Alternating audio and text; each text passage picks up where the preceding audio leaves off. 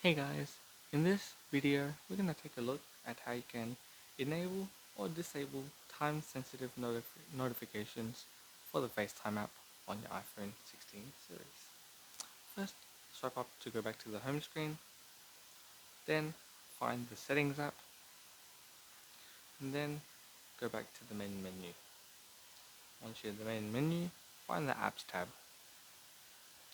Once you have found apps, just scroll down and find FaceTime.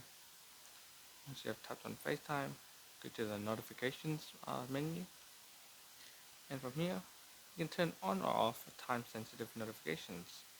So what it will do is pretty much if you're on a focus mode or do not disturb, notifications will still go through even if you're on time sensitive or do not disturb. And there you have it. Swipe up to finish.